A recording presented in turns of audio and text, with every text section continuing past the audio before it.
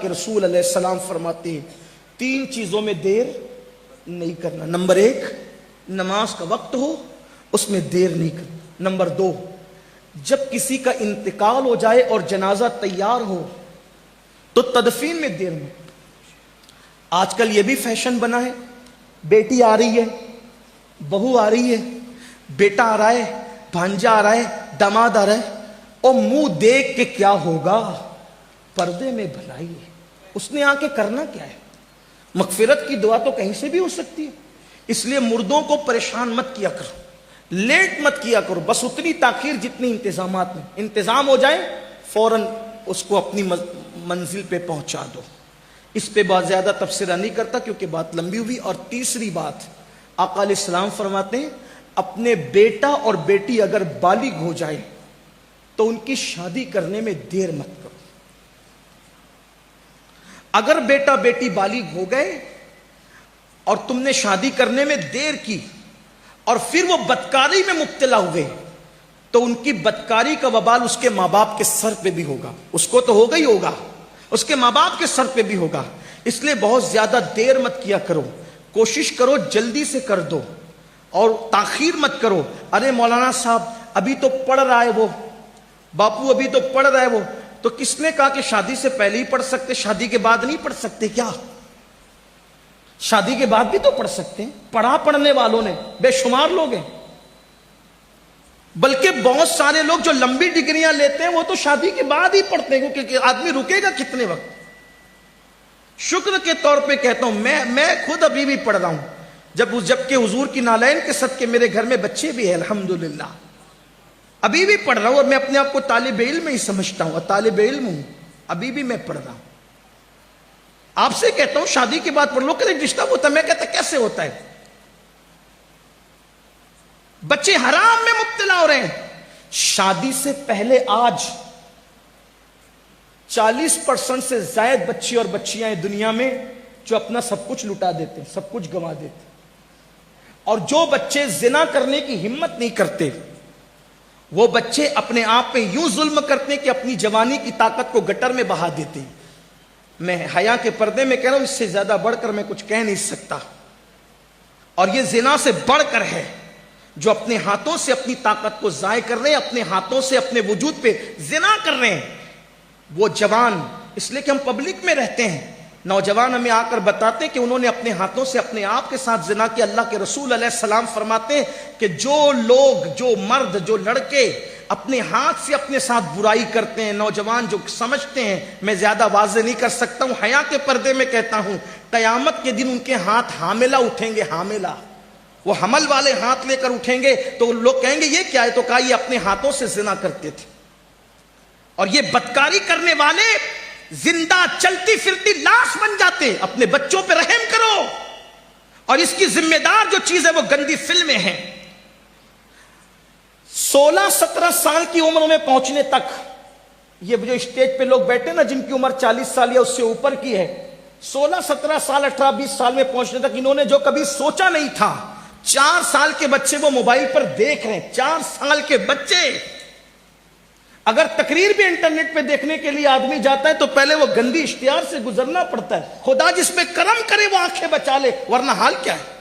چھوٹے چھوٹے بچے اگر گیم کھیل رہے تو بھی وہ تصویریں ہیں، نعت سننی ہے تو بھی ظالموں نے وہ تصویریں بیچ میں ڈال رکھی ہے۔ سوچو جو 16-17 سال 20 سال کی عمر تک کے پہنچ کر کے جو ابھی 40 سال کے لوگ ہیں، اس کا تصور نہیں کیا تھا۔ آپ کا 4 سال کا بچہ وہ سب کچھ اپنی آنکھوں سے دیکھ رہا ہے، ایک ننگی عورت کو، ننگے مرد کو وہ دیکھ چکا ہے۔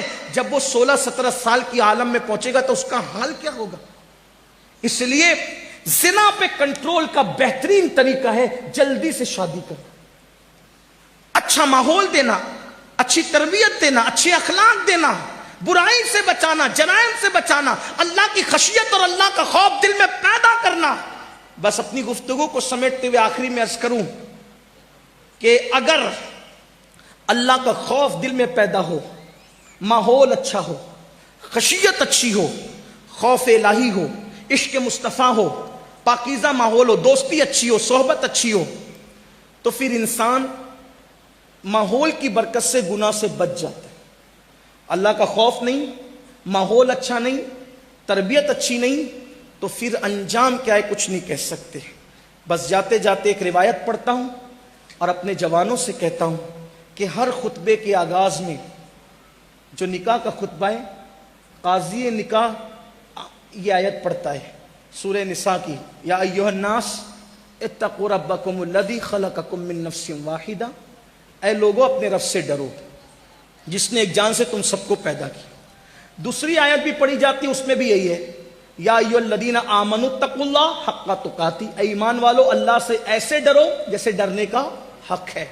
تیسری آیت پڑھی جاتی ہے, اس میں بھی یہی عنوان ہے, یا ایھا الذین آمنوا اتقوا اللہ وقولوا قولا سدیدا, اے ایمان والو اللہ سے ڈرو. تینوں آیتوں میں پہلے اللہ سے ڈرنے کا ذکر ہے. اگر اللہ کا ڈر ہو, ڈر خوف, آدمی ہر گناہ سے بچے گا, ہر گناہ سے. اور تنہائی اگر کوئی چیز آباد کرا سکتی ہے تو وہ اللہ کا خوف ہے, اللہ کی خشیت. آج ہمارے دلوں میں وہ اللہ کا خوف نہیں جو ایک سچے مومن کے دل میں ہونا چاہیے. اگر سی سی ٹی وی کیمرے لگے ہو نا تو منہ کے گٹکا بھی ہم تھوکتے نہیں ہے کہ سی سی ٹی وی کیمرہ لگا ہے نا.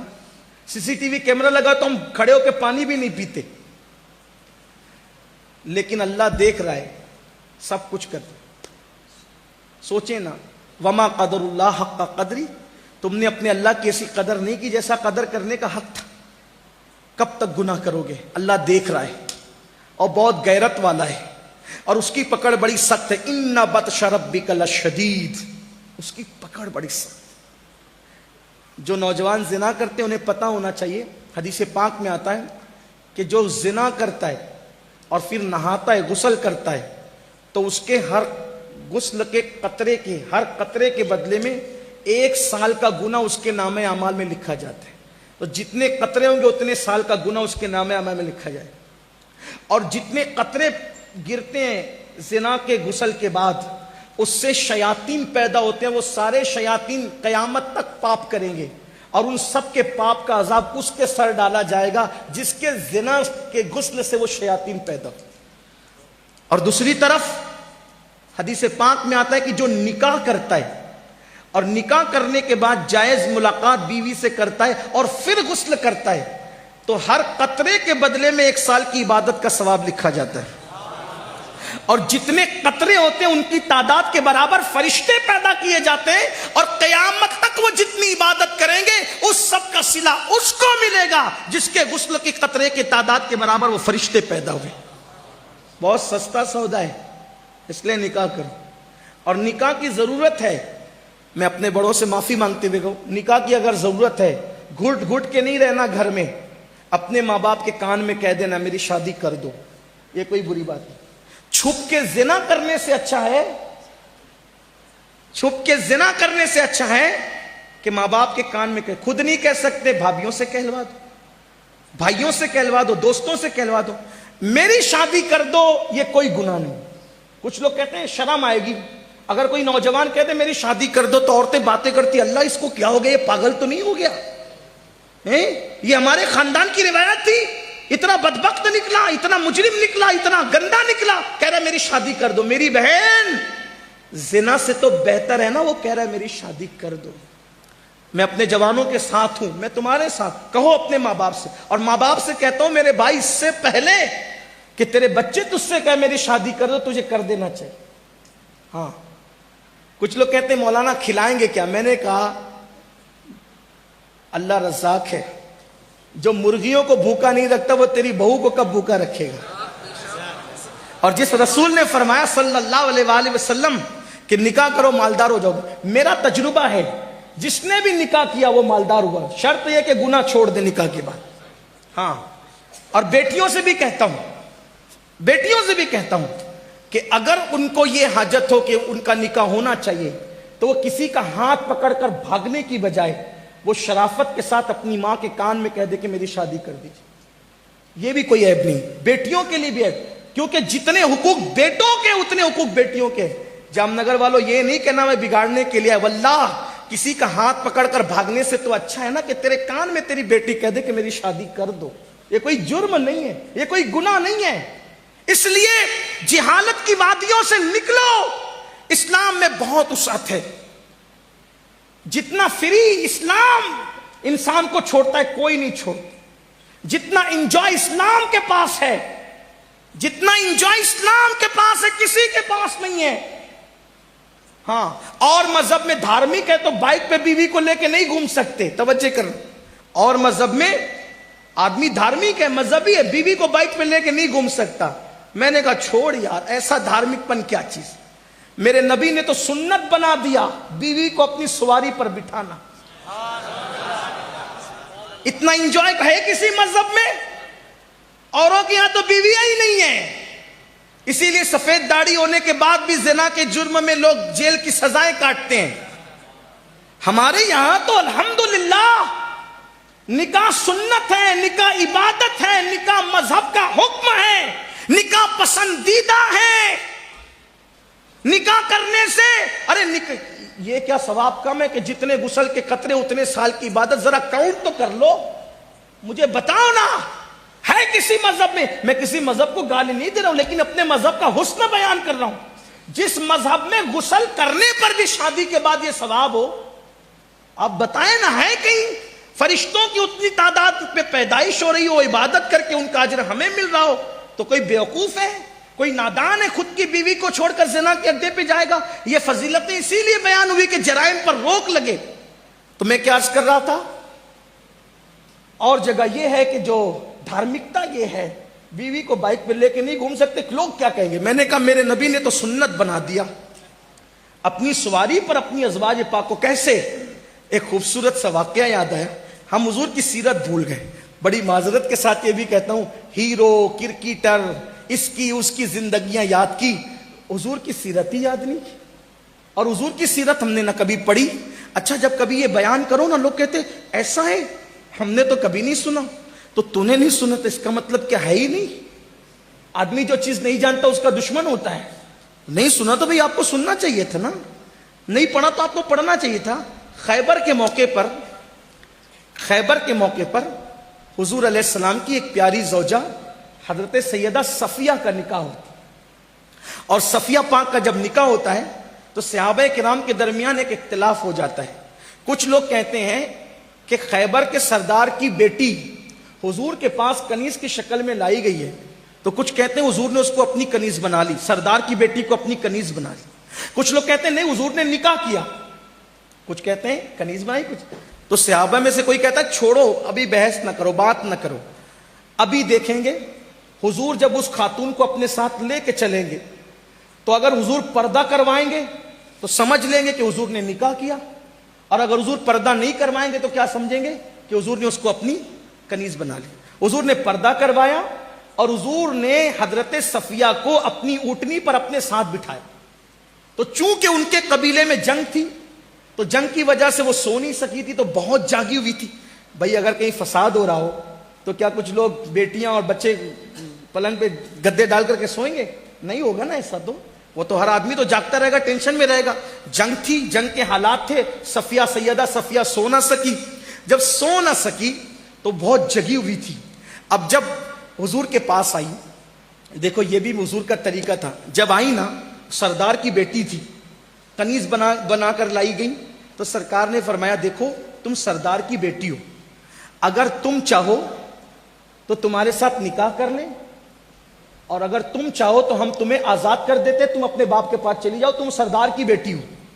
لیکن میرے آقا ہیں ہی ایسے تھے نا, جو دیکھ لیتا تھا دل و جان سے قربان ہو جاتا. ارے بن دیکھے جب یہ عالم ہے, دیدار کا عالم کیا.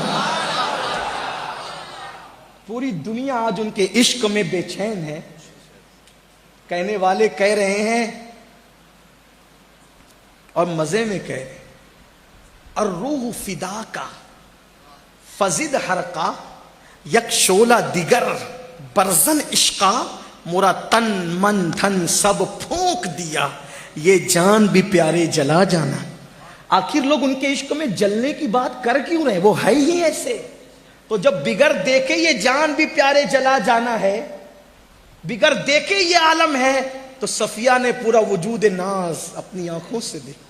وہ قد زیبا جس کے بارے میں حضرت امیر خسرو کہتے ہیں, پری پے کر نگارے سر و قد لالا رخسارے, سراپا آفت دلبود شب جائے کے من بودم.